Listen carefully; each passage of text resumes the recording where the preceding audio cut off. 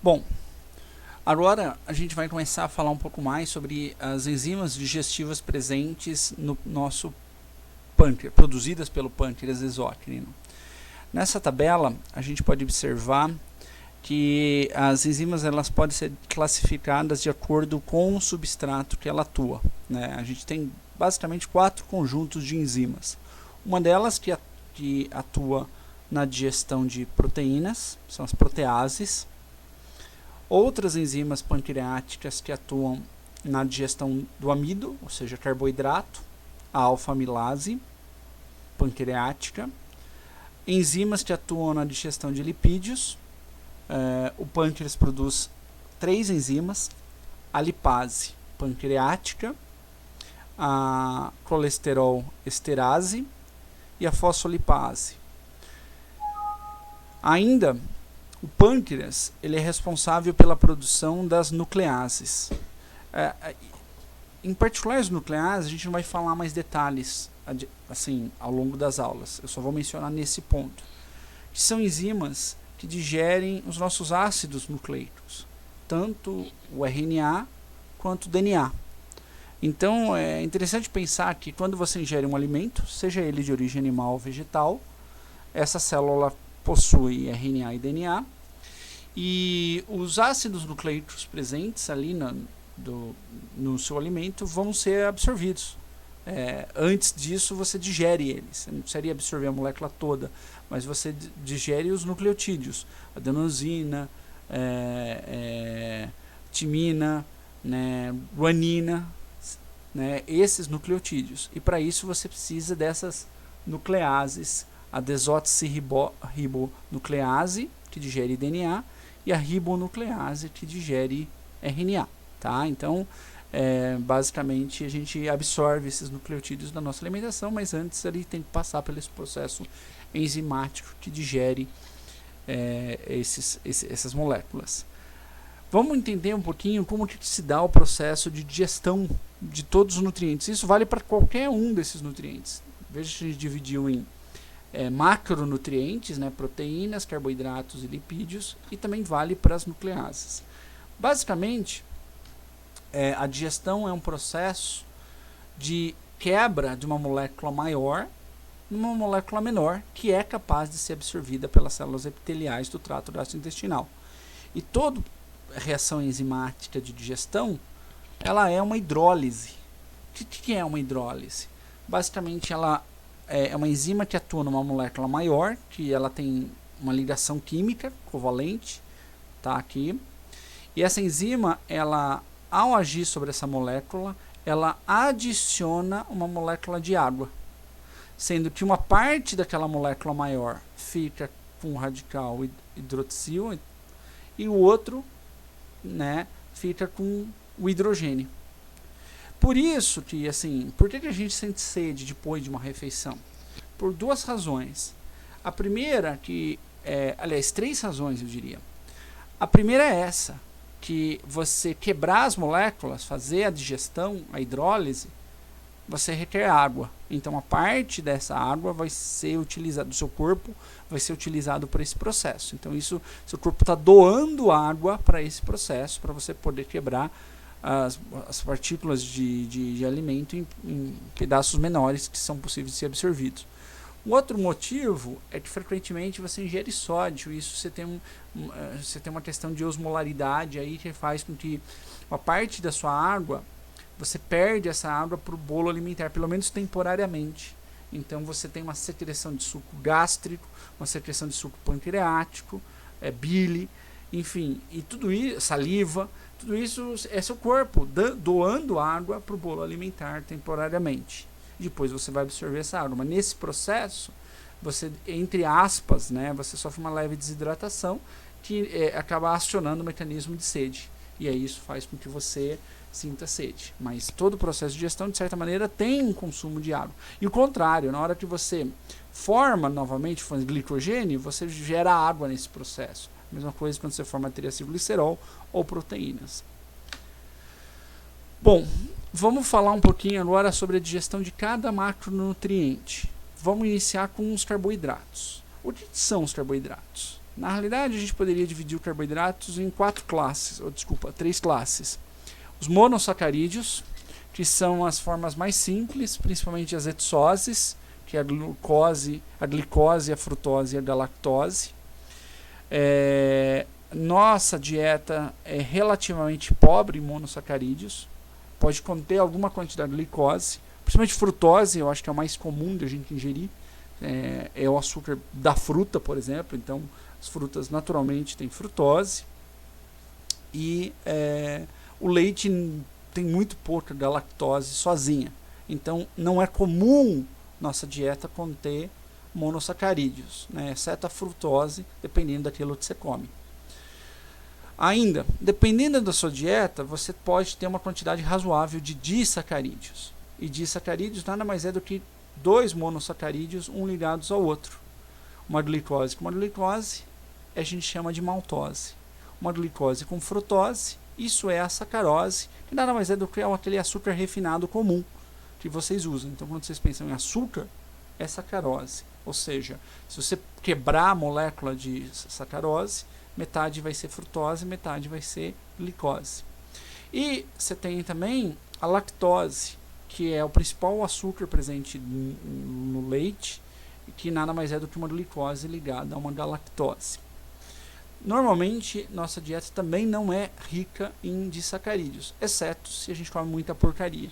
Então, o indivíduo que consome muito doce, né, refrigerante, aí sim ele pode ter um alto consumo de sacarose e de frutose. Mas normalmente não deveria ser nossa dieta predominante. A maior parte do carboidrato, né, numa dieta saudável, ela deriva de carboidratos complexos e o principal deles é o amido. Então, o amido é um polímero, vou mostrar para vocês, que tem centenas de ligação de glicoses. Tá? Então, cada molécula de amido, ela pode ser maior ou menor, ela pode conter centenas, até milhares de glicoses ligadas. Por essas ligações, tanto ligação na alfa 1,4 contra alfa 1,6, alfa 1,4, isso depende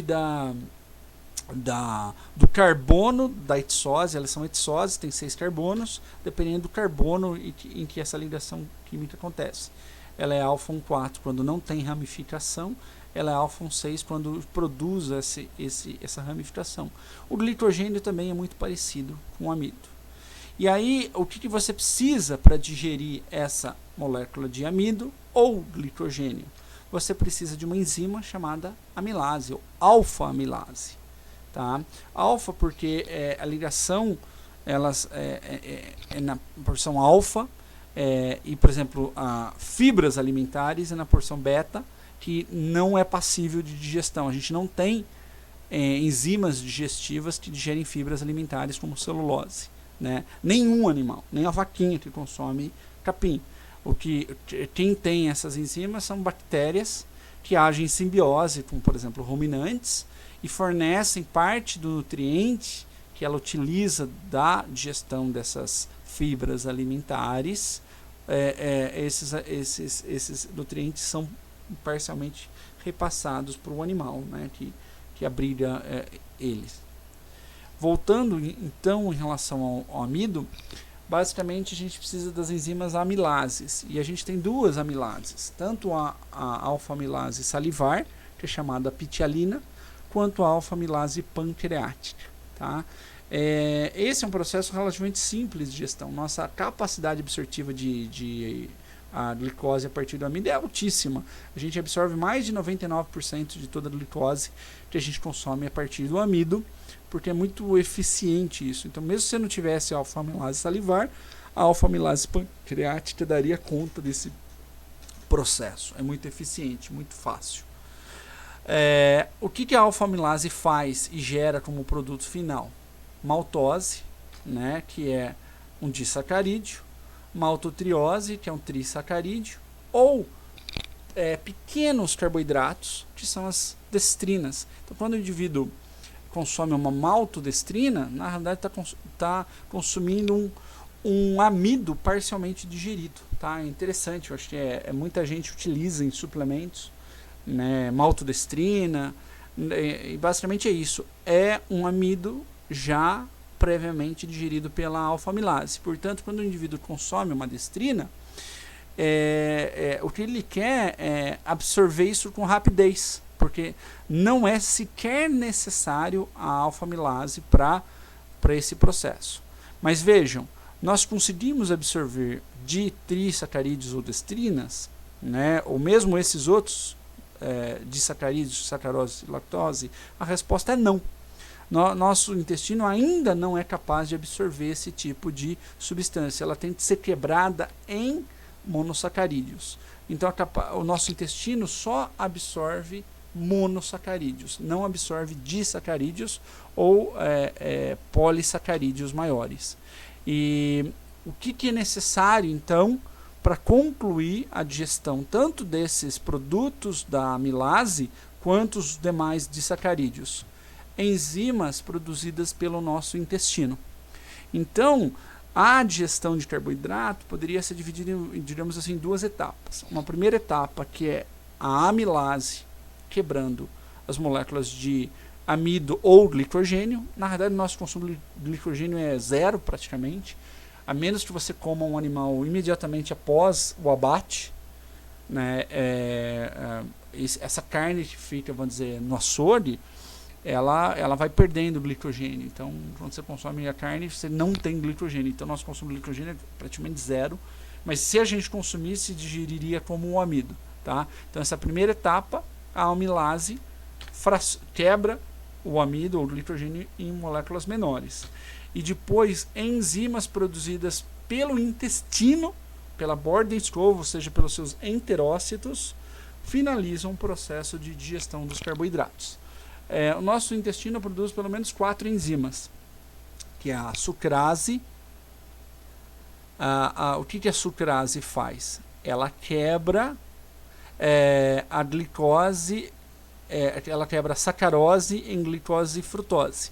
Essa enzima, em alguns livros, também é chamado de sacarase. Tá? Então, ela quebra a sacarose em glicose e frutose. A gente tem a isomaltase e a glicoamilase, que são enzimas que basicamente quebram maltose, maltotriose e essas destrinas, que contêm essas ligações alfa-1,6, em glicose. Então você precisa dessas duas enzimas para finalizar esse processo de digestão do amido. E ainda nós precisamos da lactase para digerir a lactose, que é esse outro disacarídeo. O indivíduo que é intolerante ao leite, nada mais ele tem do que uma deficiência dessa enzima lactase, que é muito comum o indivíduo desenvolver uma diminuição da produção dessa enzima na idade adulta. Tá? Então, o indivíduo ele ou deixa de consumir lactose, ou ele pode ingerir lactase. Hoje em dia vende-se lactase, que você ingere junto com o alimento e faz a vez dessa enzima. Se você não tem lactase e ingeriu lactose, ela não vai ser digerida e essa lactose vai causar todos os desconfortos gastrointestinais que a gente já relatou, por exemplo, na doença celíaca, na primeira parte da aula. Uma vez que essas enzimas atuam sobre os disacarídeos, trisacarídeos ou destrinas, o resultado final, vejam só, é glicose, frutose e galactose. E onde vai acontecer essa atuação dessas enzimas? Lá na borda da escova. Tá? Então, quando o trisacarídeo e as destrinas atingem essa região, lá no enterócito, é lá que essas enzimas vão estar ancoradas, que foram produzidas por essa célula, e muito próximo da membrana celular você vai ter esses monossacarídeos. E o que falta fazer é basicamente absorver. E esse esquema mostra como nós absorvemos os produtos finais da digestão de carboidratos. Para isso, a gente precisa de duas proteínas na membrana do enterócito. Uma delas é o GLUT5, que é sempre, pessoal, o nome dessas proteínas deriva do nome por extenso em inglês. Então a gente sempre tem que pensar em inglês, e isso ficou em português da mesma maneira. GLUT5 nada mais é do que Glucose Transporter do tipo 5. Então esse GLUT5 é específico da frutose. A frutose é transportada por essa proteína de membrana. Isso é um transporte facilitado, ou seja, ela não é cotransportada com mais nada e depende do gradiente de concentração. Se a frutose está maior aqui fora, ela entra. Se numa situação hipotética ela tivesse maior no citoplasma, ela sairia. Tá? Depende do gradiente de concentração. E na porção basolateral é o mesmo GLUT5. Então esse GLUT5 sai para é utilizado para o transporte da frutose para cá. Aqui tem uma interrogação, mas é GLUT5 ainda. Essa imagem, quando eu obtive ela, o livro não estava atualizado. Em relação à glicose e à galactose, elas são transportadas por um outro tipo de proteína chamado CGLT1, que é Sodium Glucose Transporter do tipo 1. Existem outros Sodium Glucose Transporters, por exemplo, do tipo 2, presentes no rim. Inclusive, esse CGLT2 é alvo de uma classe bem recente de medicamentos antidiabéticos, que fazem com que o indivíduo excrete glicose pela urina, e isso diminui, evidentemente, os níveis circulantes de açúcar, de glicose, agindo como um medicamento, tanto para o tratamento de diabetes, quanto até favorecendo um pouquinho a perda de peso, que o indivíduo perde nutrientes nesse processo. Já esse CGLT1, ele é presente aqui no nosso enterócito, principalmente na região da borda em escova, virado para onde está o quimo, o bolo alimentar. Essa proteína, o nome já explica, ela é acoplada ao sódio. Então, tanto a glicose quanto a galactose, para entrar na célula, ela entra junto com o sódio. E isso transforma esse transportador num chamado transporte ativo secundário. Por quê? Porque se ele utiliza a força de entrada do sódio, que é muito grande, o sódio quer muito entrar na célula, porque os níveis de sódio aqui dentro é baixo, e tem um gradiente elétrico que favorece a entrada do sódio também, e isso arrasta a glicose e a galactose para dentro. O que significa que, mesmo que os níveis de glicose estejam maiores dentro da célula, ainda essa proteína funciona levando glicose para dentro, porque a força de entrada é através do sódio. Para vocês terem uma ideia da nossa capacidade, experimentos em animais mostram que provavelmente seres humanos seriam capazes de absorver mais de 10 quilos de glicose num único dia, se fosse necessário, né, um número astronômico, absurdo, porque é uma proteína muito eficiente. Você absorve 99,9% de toda a glicose que você come por conta dessa alta eficiência desse transporte. Tem seu preço, porque na hora que você joga esse sódio para dentro, o sódio vai ter que ser bombeado posteriormente para fora, e isso gasta energia, mas vale a pena para você conseguir absorver com alta eficácia glicose e galactose. Dois comentários interessantes aí de curiosidade. O primeiro é que justamente a alta eficácia desse transportador ajuda a gente a entender a composição do soro caseiro, aquele soro utilizado para hidratação. Então o indivíduo que às vezes não tem um suporte hospitalar e está desidratado, ele pode consumir o soro caseiro, que é basicamente uma preparação de 1 litro de água, você joga uma colher cheia de açúcar e uma colher de chá de sal. Qual que é a lógica? Esse transportador de glicose vai absorver tanto a glicose presente ali no açúcar, quanto o sódio que você adicionou na água. Então isso vai aumentar a osmolaridade, favorecendo o transporte de água para dentro. A gente vai ver isso na última aula. Então a base do soro caseiro para hidratação é justamente a utilização dessa proteína que absorve o sódio, o sal, né, e a glicose, da sacarose. Uma outra curiosidade é que, não sei se já aconteceu com vocês, às vezes com criança acontece, você abusa do doce, come doce demais, e às vezes isso pode dar dor de barriga, tá? Então, sei lá, o cara na Páscoa ganhou 10 ovos da Páscoa e tentou comer tudo no mesmo dia, teve dor de barriga. Por quê? Porque a frutose está muito presente em doce, seja na sua forma livre mesmo, tá? Porque ela é uma espécie de um adoçante natural, ela é mais doce que a glicose, então refrigerante, por exemplo, utiliza a frutose como para deixar ele mais doce. E a frutose também está presente na sacarose. Então, na hora que você adiciona açúcar comum, metade daquilo lá é frutose. Então, qualquer doce tem muita frutose. Se consumir muito doce, você vai ter muita frutose. E esse transportador, ele é menos eficaz do que esse. Então, a frutose que está presente no seu alimento, você começa a absorver, mas pode chegar uma hora que você comeu tanta frutose que os níveis de frutose se elevam aqui no enterócito. E isso diminui a capacidade de absorção, porque ela depende de um gradiente de concentração. Quanto menor a diferença dos níveis de frutose fora de dentro, menos ele entra. E aí vai chegar um momento que talvez você não consiga absorver toda a frutose presente daquela grande quantidade de doce que você consumiu. E essa frutose chegando no íleo, chegando no intestino grosso, vai causar irritação, vai causar desconforto gastrointestinal, tá? Então, isso ilustra como a gente é muito menos eficaz para absorver frutose em comparação à glicose. Então, os pontos chaves a digestão de carboidratos se dá em 2 etapas, através da alfa-amilase, quebrando o amido em pedaços menores, e as enzimas intestinais produzidas pelas células aqui na borda escova finalizam o processo da digestão dos carboidratos. O produto final vai ser monossacarídeos, e através de 2 tipos de transportadores de monossacarídeos a gente consegue captar com relativa alta eficácia tanto glicose da lactose quanto frutose, embora a frutose com menos eficácia, conforme eu já mencionei para vocês.